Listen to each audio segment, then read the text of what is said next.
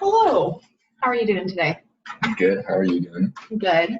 So I just observed you in your session with Tina, and I wanted to go over my thoughts with you.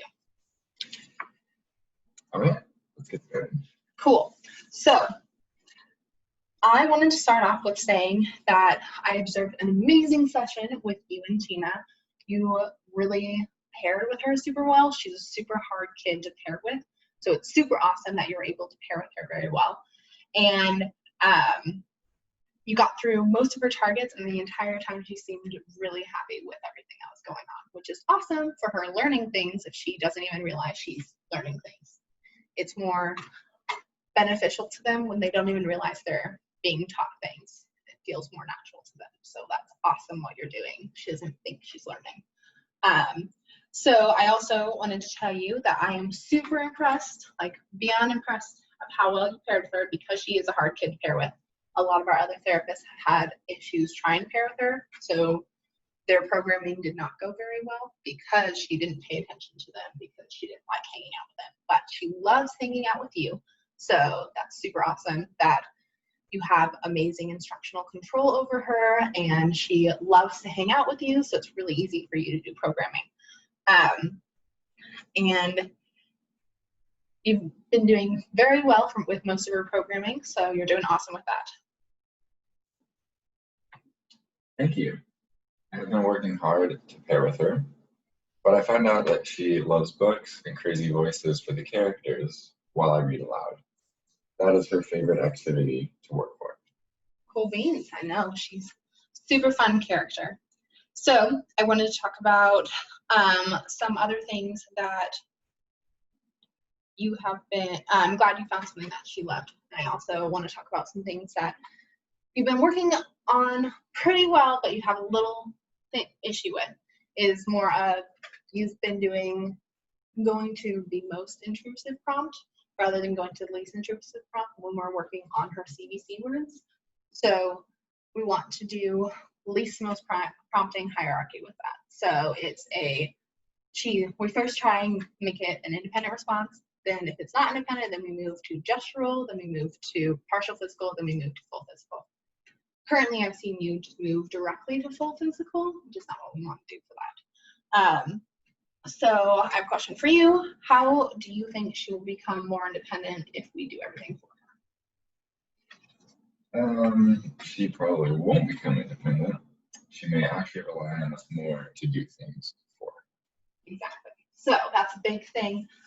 Most of our kids become prompt dependent if we do everything for them, especially things such as pointing to a word. I have had kids in the past who, when you place the demand of show me bad, they're literally looking for your hand before they respond. So instead of waiting for them to respond and waiting them out, they'll be looking around to wait for someone to immediately point to them. Or like I've had kids who have reached to the side to try and grab your hand to make you prompt for them or make you show them the right answer. So we don't want that to happen. So least most responding actually gives them the most independent response because we're waiting for them to act. Then we're not going in with the physical, we're going in with the gestural, and we're able to fade the gestures if we wanted to. We could do a gesture and then fade it all the way back instead of going fully to physical and they're looking to the physical response every single time. Also, with least most hierarchy, it's very easy for us to see which prompt they need to teach. Do they know the response, or they just need us to point to the card for them to get the correct response? A lot of times with the pointing to cards, they won't need a physical unless they're not paying attention at all, which we don't even want to place the demand if they're not paying attention at all. So least most is super awesome for figuring out which prompt level they need for us to teach them the card. So the next question I have for you is, when do you think we should use most to least hierarchy? To be honest, that's totally fine. I know when I first started, I had no idea either. So the times that we will use most least responding or most least hierarchy is when the kid tries to scroll Do you know what scroll means? Okay, so scroll basically means when the cards are laid out, they're just pointing to anything to try and get the right answer. So we would do most to least to show them the correct answer, to not let them fail, because if they fail, then they're just going to point to literally everything. We've had kids in the past that they have been reinforced for pointing to one and then pointing to the other, and then they get reinforcement for that. So they know, oh, in the future, maybe if I point to literally anything, it'll give me reinforcement or give me what I want. And for the most to least, that's when you would go in the full physical. So you'd say point to bad and then full physical. Then you say point to bad, and then we'd fade it to a partial, then a gesture, and then all the way to independence. However, Tina doesn't really scroll most of the time with these words, so we don't need to do most to least, because if we were to go directly to most to least, she could become prompt dependent on us. So we don't want to have that. That would be a bummer. So we use most to least only with those clients that are prompt dependent, or not prompt dependent, are scrolling, or are we don't want them to be able to error. Cool. So I'm going to explain the whole least to most hierarchy by role playing it with you. So first we're going to start off with, I brought my friend Stitch to do role play with us. Now it might be a little silly, but it'll be easy for me to show you with Stitch being the kid first. So we're going to start off, I have 3 words here. We have bat, hat, and bad. The whole time I'm going to make him, Stitch, try and point to bad, and I'm going to show you the different responses that you might see from Tina. So the 3 responses that you might see from Tina are, 1, that she's not going to respond, and she waits for 0 to 3 seconds, just staring. Sometimes she stares into outer space, sometimes she stares this way, she might just stare at you. Could be any of the 3, but she's not responding at all. So then we need to go in with a gestural. Then if she still doesn't respond, we'll go in with a partial physical. For the time being, since it's Stitch, I'll do my prompts with this hand, and then I'll pretend to point with his ear. So this is not me prompting. If I were to use this hand, it would be me prompting, just so you know. And then the second type of response you could get is if Stitch were to point at the wrong answer, then I would have to prompt him. Then the final is if he points at the right answer. Today we're not going to go over behaviors, just because I think behaviors would go better with Tina in person, just to show you how I deal with Tina in person with her behaviors and doing this specific thing. So those are the 3 responses we're going to work on today. So I'm going to go through, you just have to watch, and then we'll practice this later on. I can ask you later if you understand. If that makes sense, then we can move on to the next part. Sound good? Cool. So Stitch, point to bad.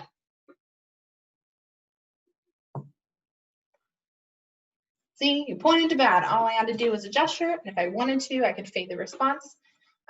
Point to bad, I could fade it here, and then you could point to bad again, and then I tried to fade it to independence. Point to bad. Points bad. Awesome job, Stitch. I'm so proud of you. Woohoo! So fun.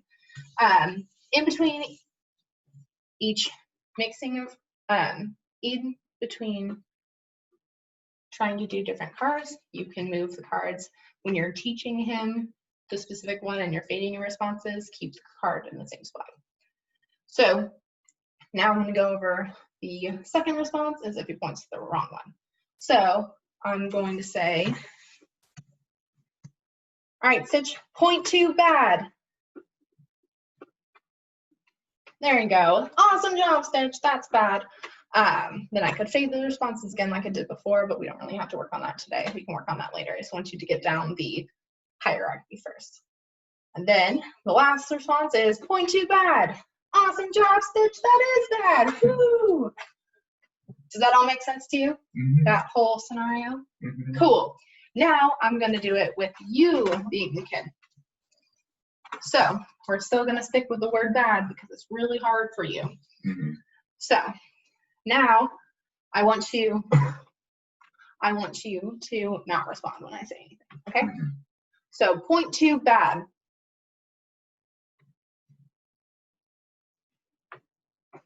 There you go, that's bad. And then I could fade that one to just moving to a gesture, and then so asking again and gesturing, and then asking again, and then you would hopefully get it independent by that point. But I'm not going to work on fading today, so I was going to show you the hierarchy. The next thing is I want you to point to the wrong answer, okay? Mm-hmm. Point to bad.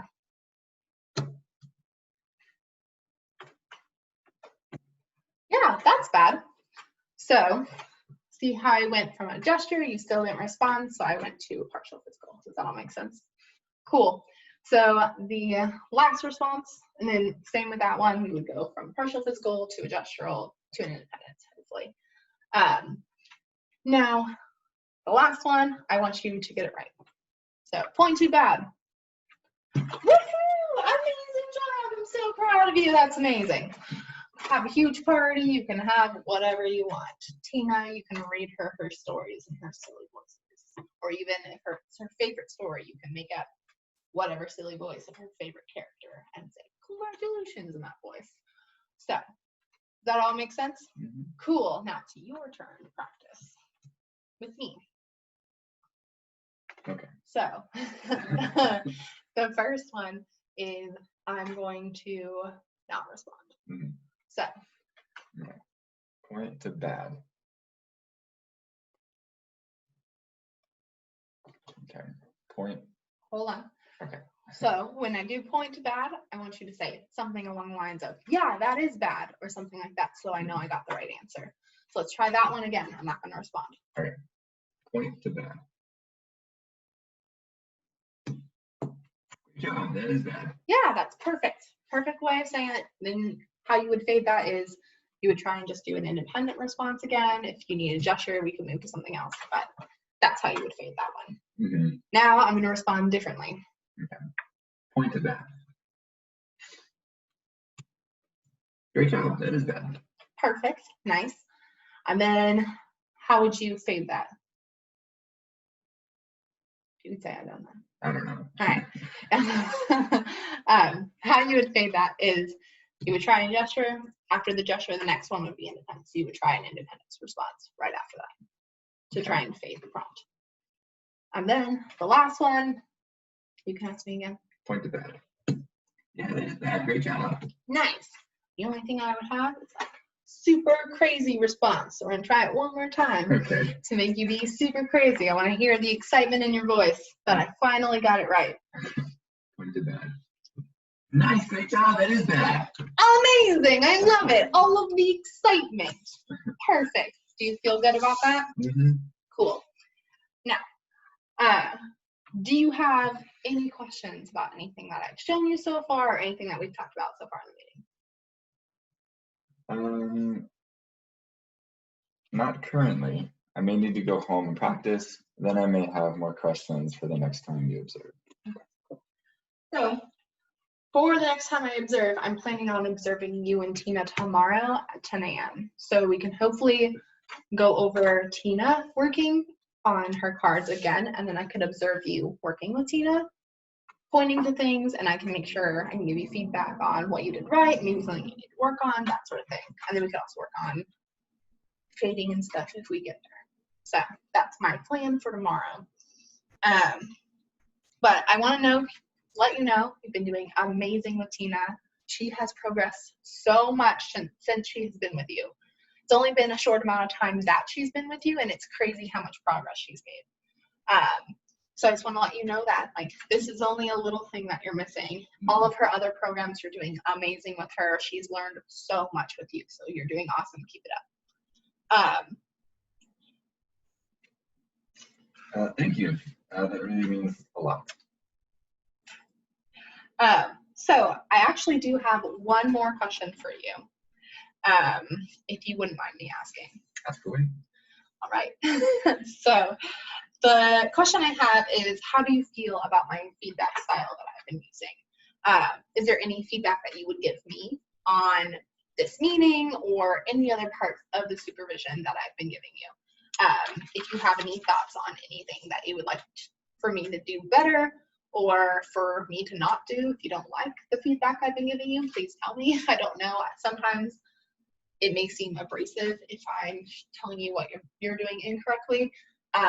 If you would rather me tell you in person while it's going on, or if it's later on, that whole thing, if you have any feedback. The feedback I would give at this meeting is that I love the role play aspect. I feel that it would have been beneficial to me if you would have done this role play with me during the session. Also, if you could demonstrate her new programs, then allow me to demonstrate and then give me feedback. I feel that will help answer any of my questions. Okay, perfect. I can totally do that. Tomorrow I was thinking that you can go over the Lisa Mo's prompting. I can give you feedback on that. And then any of her new programs, I can demonstrate and then give you feedback on why I'm doing such things. And then have you demonstrate, and then I can give you feedback in there, in person with Tina to see what you need help on. If you need any questions answered, I'll be there to answer those questions. And then also if Tina has any behaviors, I can be there to help you with how to respond to any of those behaviors as well. Does that all sound pretty good to you? Yeah, that'd be perfect. All right. So thank you so much for the feedback. Do you have anything else Nope, that you want to add? All right. Then I will see you tomorrow. See you tomorrow.